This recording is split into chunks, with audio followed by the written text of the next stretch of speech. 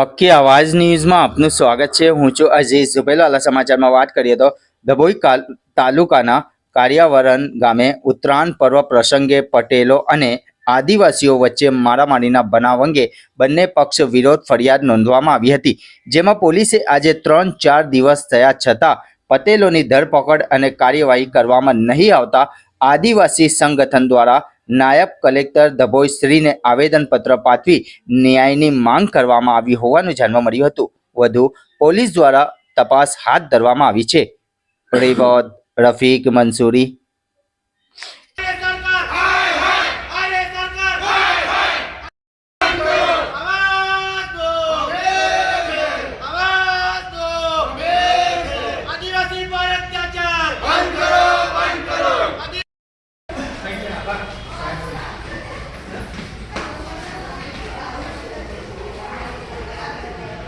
બધા અમાઉન્ટ લખી છે।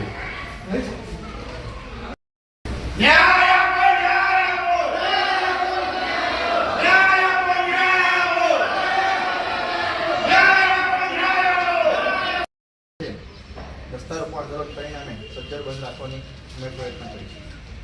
અને સાહેબ આ લોકો પંચાયતનું સાયરન વગાડીને માણસો ભેગા કર્યા છે અને ભેગા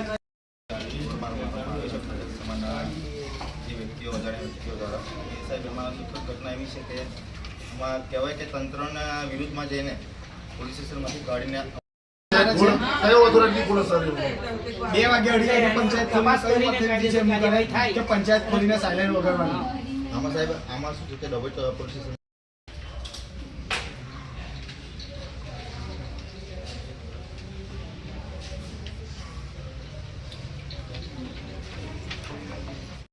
તારીખની રાત્રે અનિલ વસાવા જે અમારા મામા છે તેમને રાત્રે બજારમાં માર્યો હતો વગર કોઈ કારણે।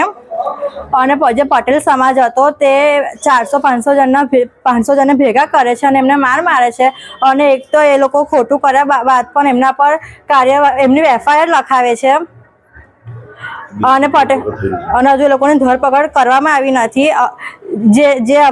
જે પીડિત છે તેમના હોસ્પિટલમાં એડમિટ છે અને જે આરોપીઓ છે તે ખુલ્લેઆમ ફરે છે ને એમના અંગે એ લોકો માટે કોઈ પણ કાર્યવાહી કરવામાં આવી છે નહીં।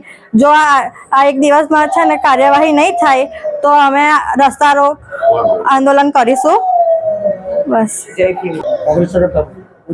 આજ રોજ અમે કલેક્ટર સાહેબને આવેદનપત્ર આપવામાં આવ્યા હતા। જય આદિવાસી, જય જોહાર, જય ભીમ। તારીખ 13/1/2025ના રોજ ડભોઈ તાલુકાના કારવણ ગામમાં જે આદિવાસી યુવકને જે ખૂબ જ ગંભીર રીતે પટેલ સમાજ દ્વારા ઢોર મારવામાં આવેલો છે, આ બાબતને લઈને અમે ડભોઈ તાલુકા નાયબ કલેક્ટર સાહેબશ્રીને આજરોજ આવેદનપત્ર આપી રજૂઆત કરવા આવેલા છે કે અમારા જે આદિવાસી સમાજને વ્યક્તિને જે મારવામાં આવેલો છે આ બાબતને લઈને સામે જે આરોપીઓ છે તેઓના વિરુદ્ધ ગુનો દાખલ થયેલ છે, પરંતુ તેઓની ધરપકડ કરેલ નથી।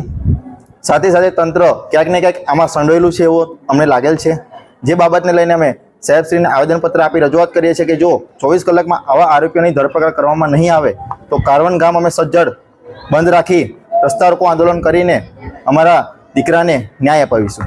જય આદિવાસી, જય જોહાર।